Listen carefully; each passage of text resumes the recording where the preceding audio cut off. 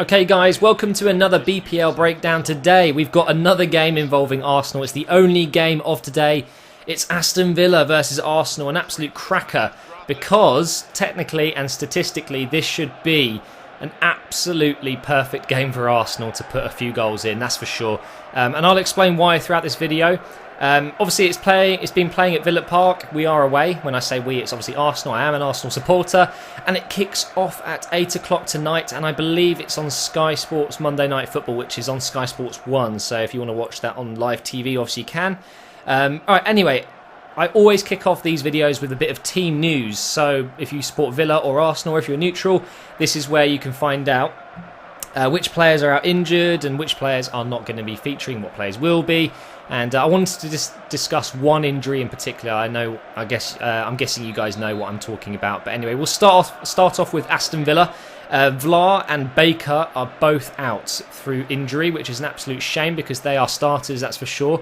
However, Guzan and Agbonlahor are both back from their minor injuries, and also Clark is back from suspension. So although Villa don't have their complete first team, but they do have some key players coming back, especially Guzan and Agbonlahor. For me, those two are very key players for Aston Villa. But that's all the Villa news. In terms of Arsenal news, Giroud is back from injury, and I think he had some sort of illness, so he's back from that. And also, Oxlade-Chamberlain is finally fit again. Now, Arsene Wenger has said there's a possibility he'll play him. What he said was, I think it was, he has no fear of playing him, but I'm guessing he might start. I haven't heard about the team news that, it's not close enough to the game yet. It's only 3 o'clock as I record this. So hopefully Oxlade does start. I'd love to see him in action tonight, but I wouldn't be surprised if he doesn't. And obviously we have other injuries at the moment. Vermaelen, is still out. And of course the one player that I really wanted to talk about, Theo Walcott, ruled out for the rest of the season and will miss the World Cup. I still can't believe it. It hasn't even sunk in yet. Imagine how bad that must feel when you get told, especially when you go off the pitch. Obviously he was stretchered off, but he seemed in good mood. He wasn't in too much pain. He did that stupid 2-0 thing, which I was completely against, although it was hilarious to see. I don't think you should be doing that as a professional, but it's just instigating issues, isn't it, with the fans? But either way, kind of funny, whatever, we'll move on from that. So he didn't look like he was too uncomfortable, right? We all thought, all right, he'll probably be out for a month at most. And then suddenly the next day you get phoned up by the medical team or whoever it was and said, we're really sorry, Theo, you're going to be out for at least, and this is a minimum 6 months, meaning you're going to miss the rest of the season, potentially our biggest chance to win the league, and you're going to miss the World Cup. I mean, that is, I felt so bad for him. And like I said, it still hasn't sunk in. I can't believe it's 6 months. Part of me wants to say, they say 6 months, it'll be, 4, he'll be back. And the real thing behind this, guys, is in reality, these injuries, the one that he's got, is a minimum 6 months, but actually you're looking at probably about 8 or 9 until he's fully back and, back to his best. And that's if he can get back to his best.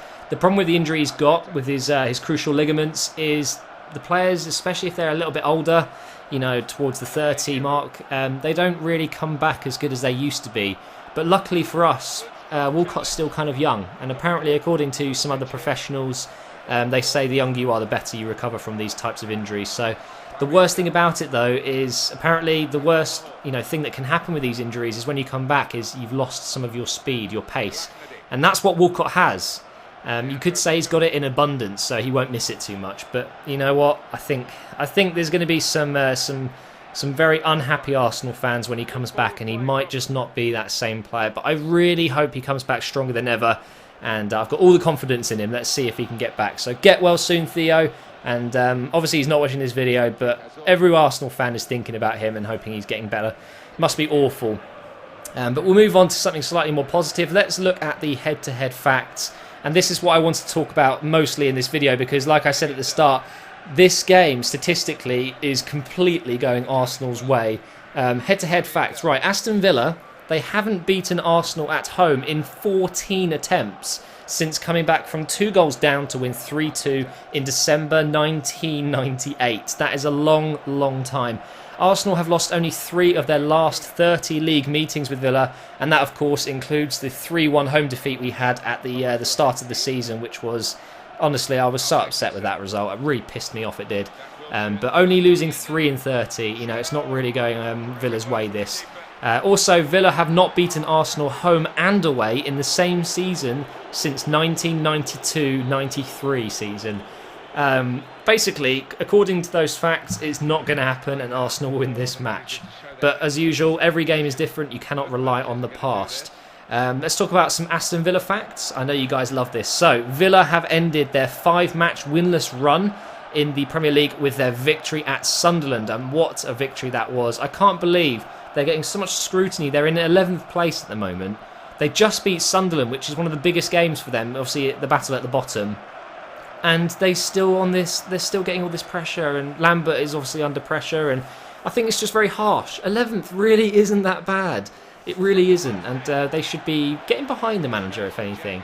Aston Villa have lost half of their last 48 league matches at Villa Park, earning just 46 points. I mean, that's awful. Only winning half of your home games is just not good enough. And any team wanting to survive and stay in the Premier League has to win their home games as much as they can. I guess you could say 50% out of 100% isn't awful, but it isn't good enough. It really isn't, and they need to start winning games at home more.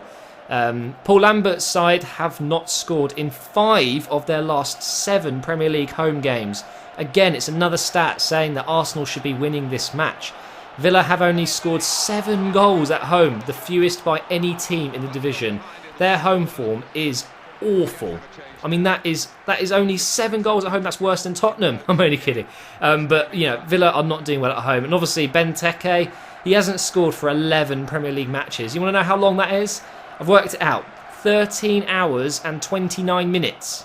I mean, that's insane. That is absolutely insane. Benteke is probably one of the most important players for Aston Villa. And when he starts scoring, if he starts scoring, and starts living up to all of that hype, then maybe, just maybe, their home form will get better. But 13 hours and 29 minutes since his last goal is awful. Right, let's talk about Arsenal, my favourite team in the world. The Gunners have won most away points in the Premier League in 2013 with 41. They've got 41 points in away games in 2013. That's the best in the Premier League. So on away form, we are definitely going into this game with confidence. The tally of 45 points after 20 matches so far is their highest at this stage of a season since 2007-08 season. So we have 47 points there and we are at 45. So we're doing really well at the moment. No team has scored the first goal in more Premier League games this season than Arsenal. We've scored 15 goals and they were the first goals in the game. And obviously, with Aston Villa not doing so well, they've scored the least in the first as the first goal in the game, only 5.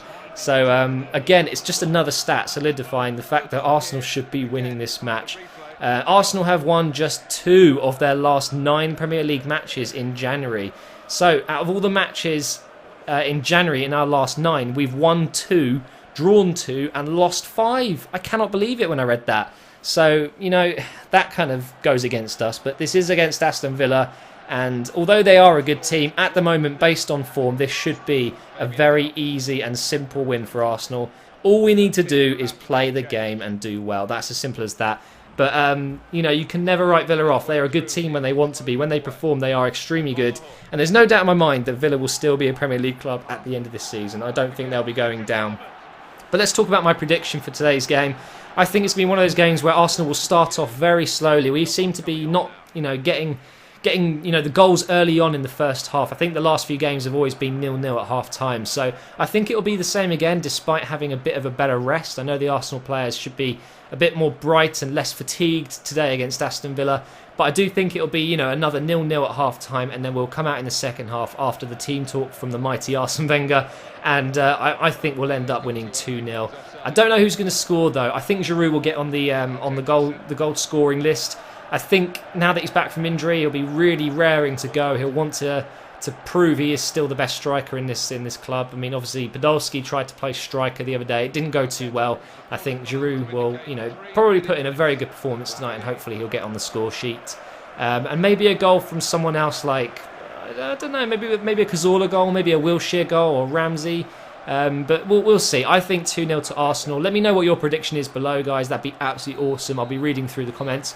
Also, don't forget, if you want to buy some FIFA Ultimate Team coins, you can check out FootCoin Emporium and get 5% off using MGH.